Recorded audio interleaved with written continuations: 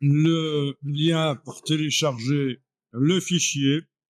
Quand je vais dans un navigateur web, je tombe sur ceci, un dossier à télécharger. Quand je rentre dedans, il y a le fichier entrelacement-09.ai que vous téléchargez et vous l'ouvrez dans Illustrator. Commande tabulation, voilà, zoom arrière, voilà. Donc ça, c'est juste une finalisation, un export pour l'utiliser dans Photoshop ou InDesign.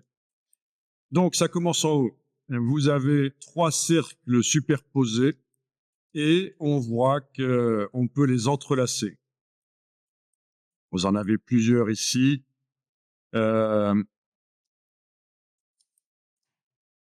je vous montre juste ici l'ancienne méthode qui était difficile à faire dans Illustrator et la nouvelle méthode au-dessus. Visuellement, vous voyez pas de différence, mais c'est beaucoup plus de boulot l'ancienne méthode. Donc, on va tester ça. Alors, ok. On va agrandir peut-être par la gauche le plan de travail. Donc, outil plan de travail. Agrandissez par la gauche pour avoir de la surface blanche et on va faire des petits tests. Donc, c'est la poignée ici, bien sûr, avec l'outil plan de travail dans Illustrator. Voilà. Par la suite, vous voyez à quoi ça peut servir. On a 2 caractères superposés et on est arrivé finalement à les entrelacer. C'est sympa. Ça, c'est avec un contour sur le bord et un fond blanc. Ici, c'est avec un fond noir. Bon. Un logo doit pouvoir fonctionner en une seule couleur, donc c'est ça. Donc c'est un effet visuel d'entrelac, c'est sympa. Voilà. On a en fait 2 effets visuels ici. On a le fait qu'en une seule couleur, on arrive à montrer que certains objets sont par-dessus d'autres, et ça c'est grâce au bord blanc en fait. C'est les bords blancs qui permettent de faire ça. Appeler ça de base comme Si on a un logo en 2 couleurs ici, il n'y a pas besoin du bord blanc pour montrer ce qui passe devant et ce qui passe derrière, on est d'accord. Vous voyez la subtilité. Bon, donc ce qui va être fait au final, c'est quelque chose qui ressemble assez bien à ce qu'on appelle un monogramme. Et je vous montre ici. Monogramme. Vous en connaissez des monogrammes. Voilà, par exemple, celui-ci, ils ont superposé sans indiquer lequel est au-dessus de l'autre. Ouais. Des monogrammes, c'est comme ça. La même chose, ils n'ont pas indiqué lequel passe au-dessus de l'autre. Ils auraient pu entrecroiser. Ça n'a pas été fait. Voilà, il y a plein de monogrammes. C'est l'idée. C'est des caractères avec un effet spécial dessus, en fait. Ici, vous avez cet effet de bord blanc qui permet de séparer le caractère de ce qu'il y a derrière. En une seule couleur, normalement, un logo doit pouvoir fonctionner. Donc, on va démarrer sur celui du dessus. Donc, avec la flèche noire, vous pouvez englober les 3 cercles qui sont là superposés. Vous voyez qu'il n'y a pas d'entrecroisement, ça vous paraît évident, ça. Il n'y a pas d'entrecroisement. Avec la touche Option, la touche Alt sur le clavier, vous les déplacez. On va faire l'exercice avec la copie qui est ici.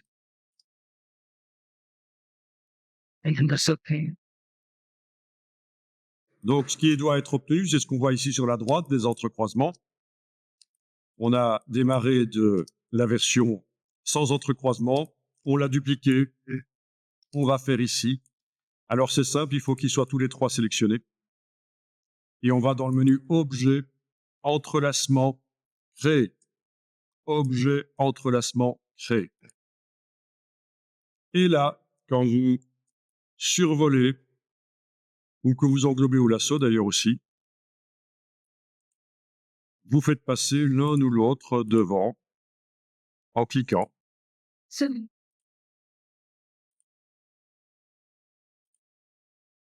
Vous gérez les entrelacements.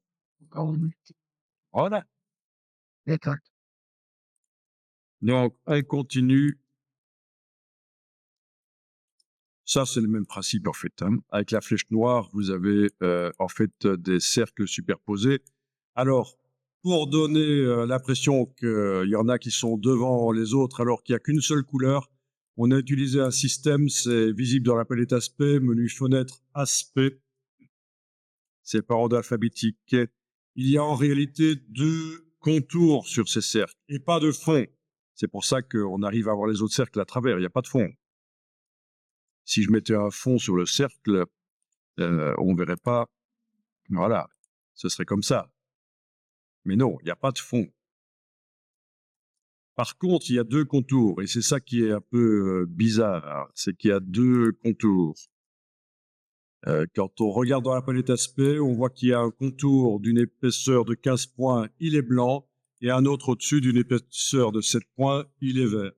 C'est comme ça qu'on arrive à avoir cet effet de superposition alors qu'il n'y a qu'une seule couleur. OK. Donc, ce que je vous propose de faire ici, c'est de tester, essayer d'obtenir déjà quelque chose de ce genre-là. Alors, on y va. Vous prenez l'outil texte et vous cliquez, c'est-à-dire vous ne faites pas appuyer, bouger, c'est juste un clic et vous tapez une lettre.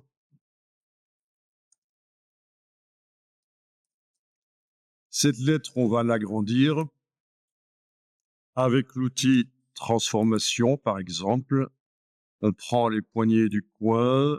Alors, contrairement à Photoshop, pour que les proportions soient gardées, il faut enfoncer la touche majuscule pendant qu'on agrandit. Donc, enfoncez Shift pendant que vous agrandissez le caractère. Donc, c'est ça, avec les poignées du coin, et la touche Shift, on lâche le bouton à souris, puis la touche Shift. Voilà, c'est comme ça qu'on agrandit en gardant les proportions dans Illustrator. Donc, vous allez dupliquer le caractère. Donc, dupliquer, par exemple, avec la flèche noire et la touche Alt enfoncée, on déplace, ça fait une copie. C'est du caractère modifiable.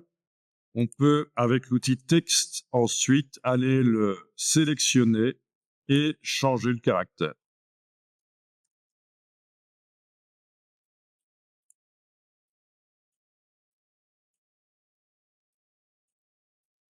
Ça va, c'est bon. Vous en avez 2 qui sont vraiment, on peut les superposer, voir comment. En fait, il faudrait arriver à superposer 2 caractères. Et il faut, voilà, c'est ce qu'on a, 2 caractères qu'on superpose, mais il faut qu'ils s'entrecroisent à 2 endroits. Et un des 2 endroits, ça sera au-dessus et l'autre, ce sera en dessous.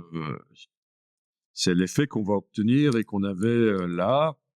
Il y a 2 endroits où ça s'entrecroise. Un, ce sera au-dessus et l'autre, ce sera en dessous. Donc, d'une manière ou d'une autre, il faut y arriver. Vous pouvez faire des tests, hein. Si vous englobez tout ça avec la flèche noire, les 2 sont sélectionnés, vous les dupliquez. Vous allez pouvoir changer la police de caractère, par exemple. CTRL-T sur le PC, Command-T sur le Mac, c'est raccourci de caractère. En fait, c'est fenêtre caractère. Fenêtre texte caractère dans Illustrator. Fenêtre texte caractère. Donc, c'est Command-T ou CTRL-T. Vous voyez ce qui servait dans Photoshop à faire la transformation manuelle. Ici, c'est pour les faire afficher la palette de caractères. Et alors, vous avez la liste des polices et vous pouvez choisir certaines polices particulières. Évitez peut-être juste les polices avec des contours spéciaux doubles. Ça pourrait poser problème. Voilà. Alors, une police un peu script, ça pourrait peut-être aller. Il faut arriver à trouver. Ou alors, si on tape ici script, vous allez peut-être trouver des polices un peu script. Voilà. Ça peut être sympa.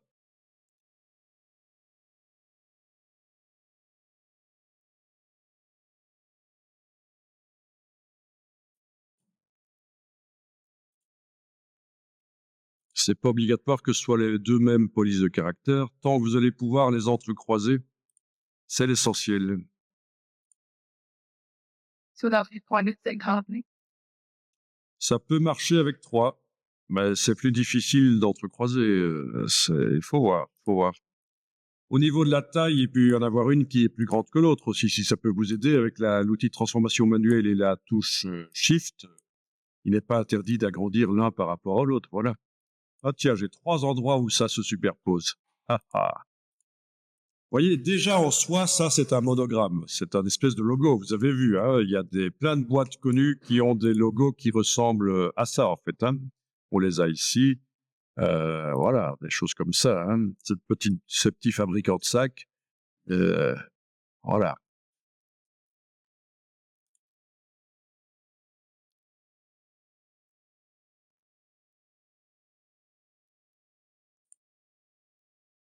Ok. Bon, on peut enregistrer ça si on veut, hein, comme ça on ne perd pas ça. Je vais l'appeler monogramme.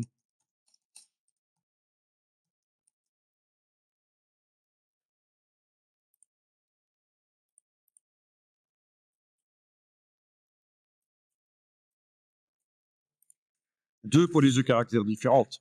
C'est surprenant, mais ça peut marcher pour un logo. Ok, donc on va faire l'entrecroisement. Voilà, vous avez vos deux caractères indépendants. Vous allez faire en sorte qu'il y en ait un des deux qui soit en couleur pour qu'on puisse voir évidemment lequel passe au-dessus de l'autre.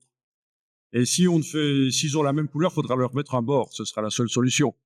Donc, palette nuancier. Vous mettez une couleur différente à un des deux. Voilà. Ok, je vais faire ça sur une copie, c'est toujours plus sûr. Avec la touche option, je déplace. Objet entrelacement créé. Voilà, on survole. Et voilà, on fait passer devant, dessous. Et voilà. C'est très important que cela se Fenêtre historique avec un H. Il suffit de repérer où vous avez foiré et de cliquer juste avant. Voilà. Et n'utilisez pas la corbeille dans le bas de la palette historique, ça ne sert à rien. Pour revenir en arrière, on clique sur les étapes d'avant. Et si on continue de travailler au départ de ça, tout ce qui n'apparaît pas actuellement va disparaître de la palette historique. Voilà, c'est le principe. Bien,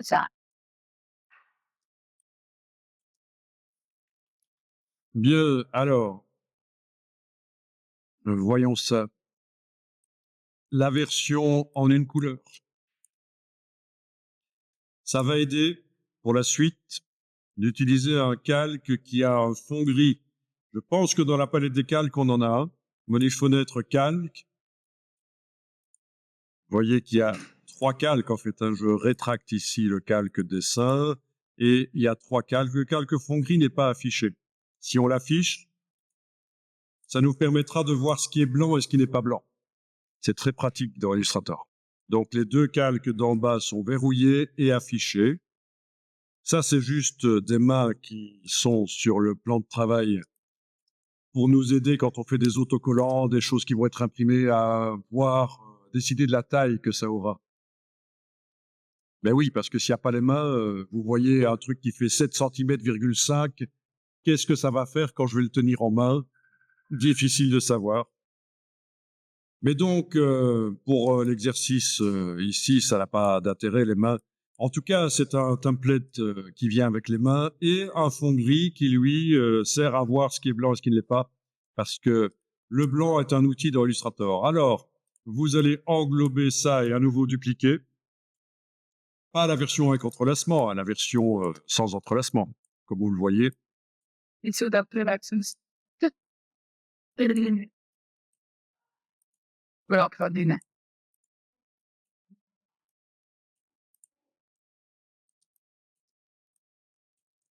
OK. Donc, un des caractères, ils doivent avoir la même couleur en fait. Voilà, vous faites en sorte qu'ils aient tous les deux la même couleur dans la palette nuancier.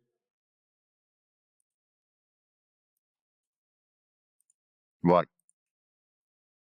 Donc là, si on fait un entrecroisement, on ne verra pas lequel est par-dessus l'autre. Il faut leur mettre un contour blanc.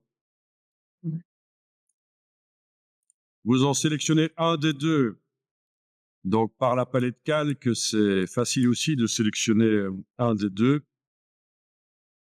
Avec la petite cible, c'est à ça que ça sert, la cible, c'est pour la sélection. Voilà, soit je sélectionne celui-là, soit celui-là. Un des deux est sélectionné.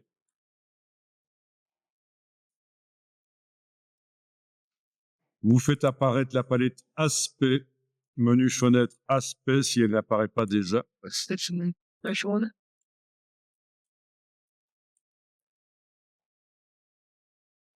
Ok, dans la palette aspect, pendant que votre caractère est sélectionné là, vous ne voyez pas sa couleur. Donc il est sélectionné. Je vous rappelle que dans Illustrator, on ne sélectionne pas comme ça. C'est avec les cibles qu'on sélectionne. Donc vous ne voyez pas sa couleur dans la palette aspect. Vous voyez rien. Alors ce qu'il faut faire, c'est supprimer la couleur sur le caractère dans la palette des outils. On ne le voit plus. Il faut qu'il y ait deux diagonales. Et dans la palette aspect, vous allez demander d'ajouter un nouveau fond. Voilà. Et là, vous voyez le nouveau fond et le caractère réapparaît. Vous pouvez lui mettre la couleur que vous voulez.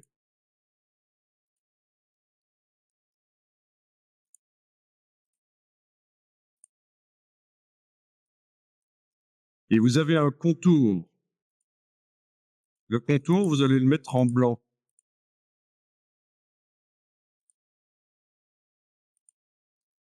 Et vous lui donnez de l'épaisseur.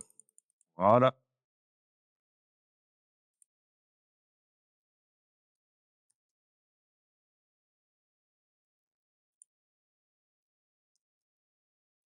Donc l'idée, c'est que quand on travaille les couleurs sur des caractères dans Illustrator, on enlève d'abord les couleurs dans la palette des outils, puis on les ajoute par le menu de la palette aspect.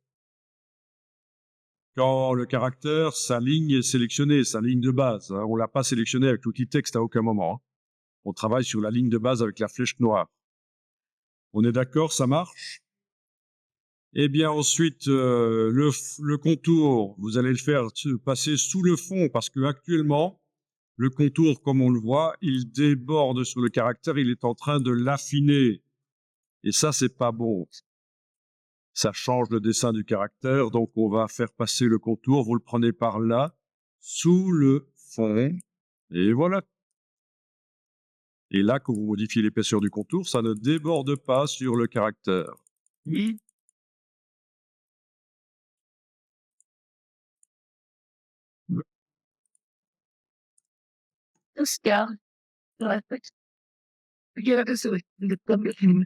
Bien, alors on va faire la même chose sur la lettre, l'autre caractère.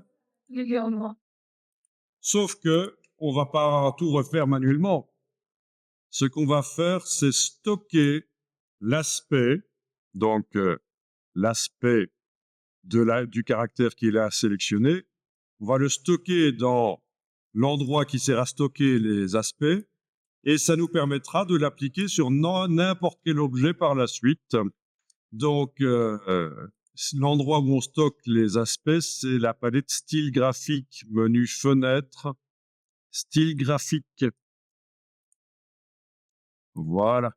La palette style graphique contient déjà des styles graphiques. Vous avez votre ligne du caractère modifié là, avec son contour qui est sélectionné. Dans le bas de la palette style graphique, vous cliquez sur le signe plus. Voilà. Et maintenant, il suffit de cliquer avec la flèche noire sur l'autre caractère et de lui appliquer le style graphique Voilà. It's things about with drugs I'm sleeping. Alors, oui, il faut absolument avoir affiché le calque fond gris, sinon on ne voit pas le blanc. Et justement, ceux qui avaient le calque fond gris affiché, vous enlevez l'œil en face, comme ça vous allez voir ce que visuellement ça va donner. Je vais cliquer à côté pour ne pas le sélectionner. J'enlève l'œil en face du calque fond gris et on voit ce que ça va donner. Voilà. Things so bad. She freaks that. Doctors. Ok, sélectionnez les deux. Objet, entrelacement, créé. Survoler, faites entrelacer. C'est quoi qui rentre en dessous, voilà. Donc c'est à vous de décider. En tout cas, si vous faites quelque chose comme ça sert à rien. C'est pas de faire un entrelacement parce que ce n'est pas un entrelacement. C'est une superposition. Ça. Un entrelacement, c'est quand on clique et qu'il y en a un qui passe en dessous par rapport à l'autre, comme ça, ou alors comme ça, ou comme ça à la rigueur, ça marche aussi.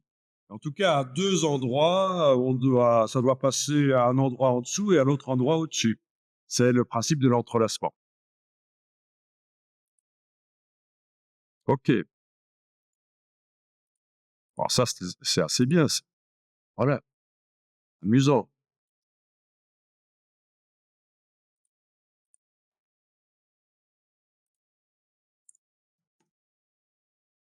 That's for the thing that touch that.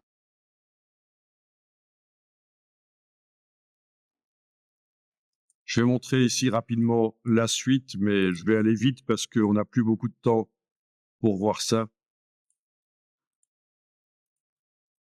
Je vais travailler. Ah tiens. Ok, je vois ce qui s'est passé. C'est mal. Need to be.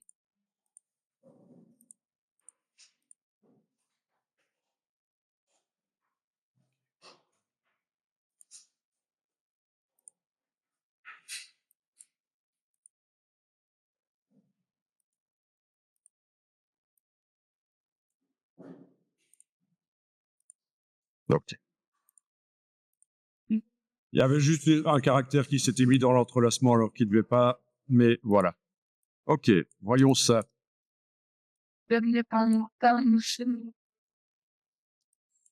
Donc, je vous montre si je mets une étoile derrière, je vais lui appliquer le style graphique.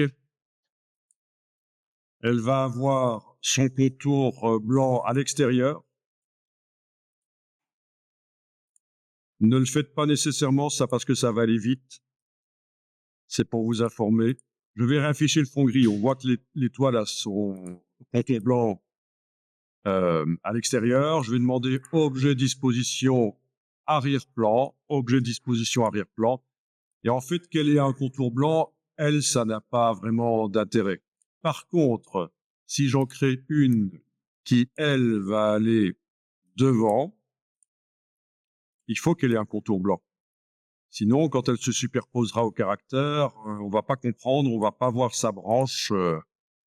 D'accord, j'ai enlevé l'œil en face du calque fond gris, vous voyez, c'est vraiment, voilà.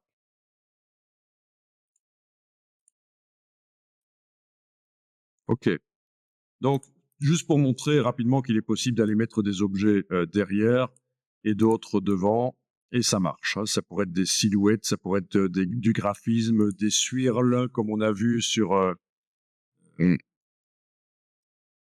un des exemples ici, voilà.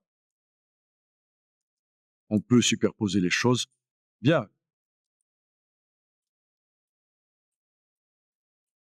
Et alors, il y a juste un problème, c'est que si je veux mettre à un certain moment ces logos sur une image ou un fond coloré, eh bien, ça va foirer.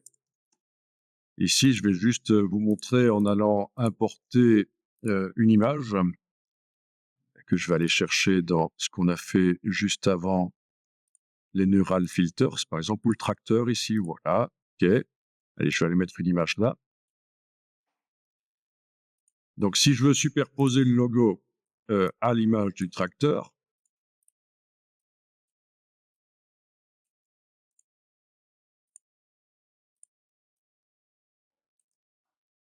Ben, ça foire. Parce qu'il n'est pas vu sur un fond blanc. Il n'est pas vu sur un fond blanc. Ce qui marchait sur le fond blanc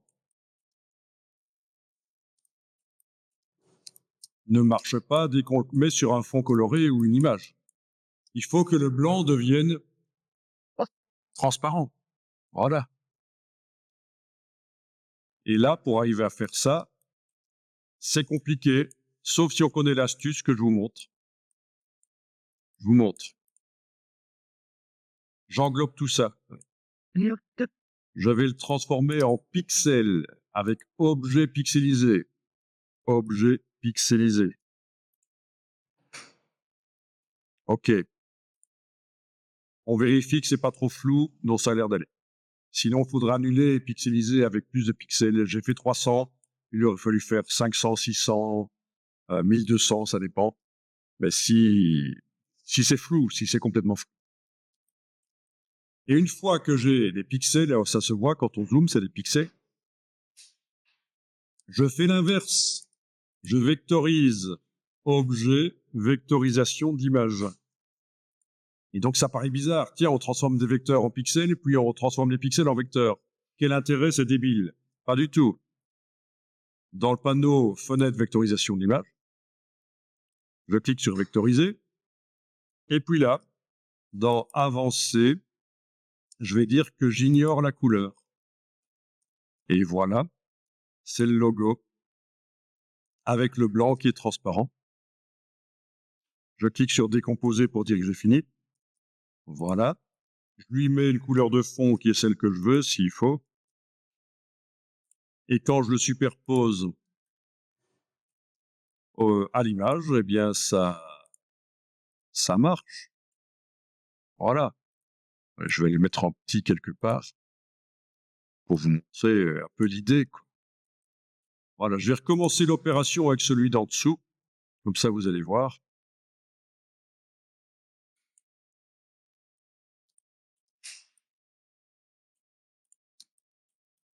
Donc, celui-là, je sélectionne tout ça.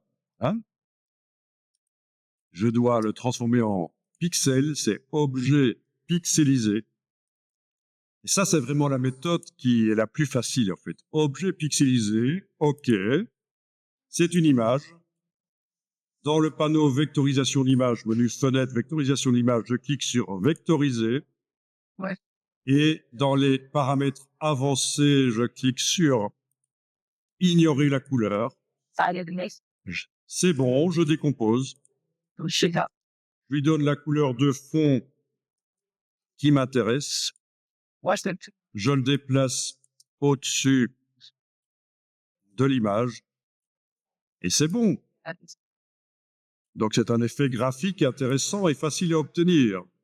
Et ça marche aussi avec des formes, je veux dire, pas seulement des caractères, mais vous auriez pu générer des vecteurs, les vectoriser. Ça peut être des silhouettes, des images, ça marche. Ah oui, et à ce logo, on peut même mettre un contour. C'est pas un problème s'il faut, on met un contour.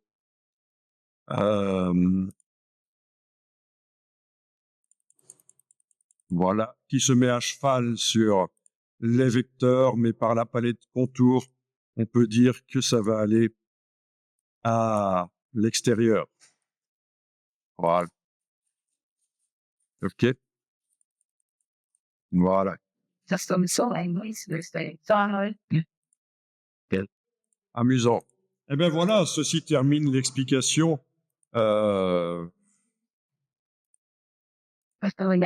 des logos dans Illustrator. On peut en faire de toutes sortes. Ici, c'était juste un monogramme.